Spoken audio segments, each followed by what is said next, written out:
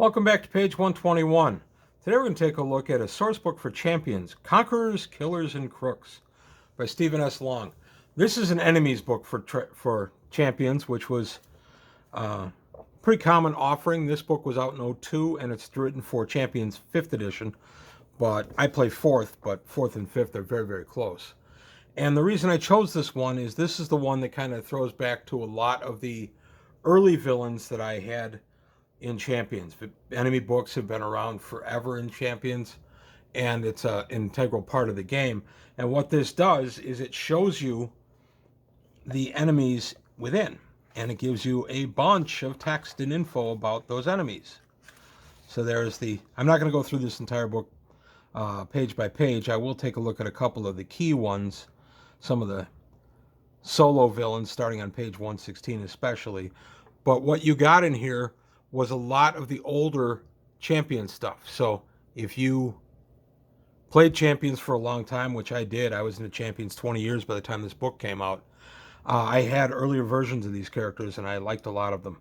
Eurostar is one that Craig, when he runs Champions, that's a group we almost always meet. Dr. Destroyer, their version of Dr. Doom, he's brought out here, and he gets a big chunk of the book. Dr. Destroyer is completely worth it. There's his write-up. Champions can be a lot of information, but it's a lot of fun. Gigaton, Rakshasa, these are all people that work for Dr. Destroyer. And then Destroyer bots. And then we get Gravatar. I'm going to jump to page 116 because that's where my solo villains are. And that was really what I got excited about. Solo villains are villains that don't work with a mastermind or an organization. They're just kind of on their own. Backbone of comic books. And Kylosaur, one of the early ones. He was in the original Enemies book. I think Enemies 1. And he was a common foe for our group. And here he is updated to 5th edition with all his background info. And that's the other thing in this. You don't have to use everything out of here, but you get a ton of information. Anubis, I don't think I ever used him. Armadillo, yes, Armadillo was a common one at our table. There he is. And all kinds of different villains. I'm going to stop at a few of the key ones. Black Paladin. Black Paladin, I did a whole campaign based on him. He's basically an evil Arthurian knight. And he serves himself in evil and his evil love. And he's got a really interesting backstory.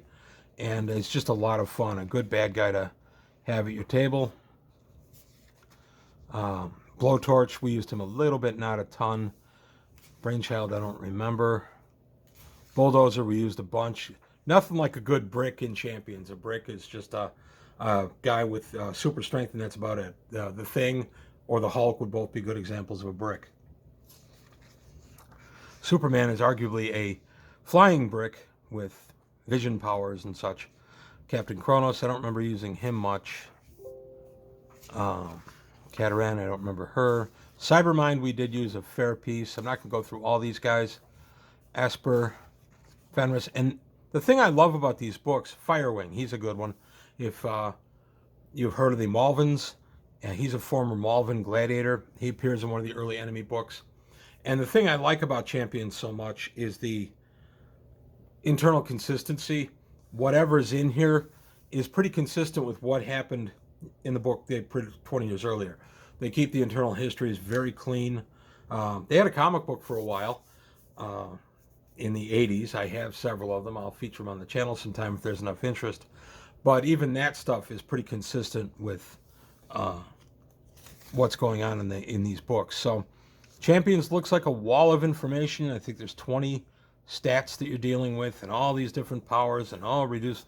You know what? When you play Champions, as long as you have a GM who understands how to do it, all they have to do is say, you shoot your Power Blast and it does 14 die 6 damage. And everything is die 6, so you roll your to hit, which is a number or under, and then you roll your damage, and then you take out the energy defense against the energy blast, and that what remains goes against the stun, and you can knock your bad guy out. It actually plays very well. I've done how to play, or an actual play. I did a couple, about 2 or 3 years ago now. My sons had a fight over $8. Two villains got mad at each other over an $8 debt and did, $1 billion worth of damage to the city. But you can look that one up on my channel. It was New Year's Eve, I think, 3 years ago. But there you have it. There's all the Firewing stuff. It's all consistent with the Alien book with the Malvins. Foxbat was a big, goofy villain they did for a while. He was kind of their signature boy, their poster boy in the early 80s. He used a ping pong ball gun, a bunch of gadgets, and he's kind of crazy and that kind of stuff. Gargantua, I don't really remember him. Grand, this is the guy I wanted to get to. Grand is essentially their version of the Hulk, except this guy's got 4 arms. I love when my players get a little cocky. I just throw Grand in there and all of a sudden they wouldn't be so cocky. So I got this particular book for my wife as a Christmas gift several years ago. And I thought, why not? I'll take a look at it on the channel and see what folks think. The Champions stuff, the internal consistency in Champions has always impressed me. And the villains, the wide variety of villains are a lot of fun.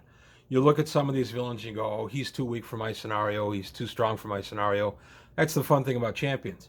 You simply change it. I would just change the physical defense or energy defense or how many dice they were throwing or something and then have that guy be used. There's a villain in here called Cheshire Cat. He's a martial artist. And my player Craig plays Spider-Man knockoff called Arachnid. And he often ends up fighting Cheshire Cat to the point that they kind of have a little rivalry going with each other. So it's a lot of fun. But this is just a quick look at one of the better enemy books they did. For Champions 5th, they did 5 or 6 enemy books, all with different names and just a ton of villains. More villains than I'll ever use in my lifetime. But they're all available for you there. So this book was originally $25. I know my wife was able to get it through a deal they were doing on the website many years ago where I think she paid $5 for this book. They were closing out a bunch of their physical print stuff. So it was about $5 each. And she got me just a ton, a whole stack this high for Christmas. A couple of years, about 10 or 15 years ago. But that's all I've got today on page 121 is a nice look at Conquerors, Killers, and Crooks for Champions. Let me know what you think. Do you play Champions? I was lucky enough to have 2 friends through high school who were comic book fans and who played Champions with me. And we played Champions for many, many years. Unfortunately, both those gentlemen have moved away. But we had a solid core of the 3 of us were absolute Champion fanatics. And we got the rest of the group pretty involved. I played Champions with as few as 1 other player. And as many, I think our record game was 14 players plus the GM. And I am here to tell you, Champions does not lend itself to big games. That was kind of a long night. My guy got knocked out very early in the game, and the GM didn't really make any moves to get me back into play, so I just kind of sat there for the night. But that's okay. The beer was flowing freely, and I made the best of it.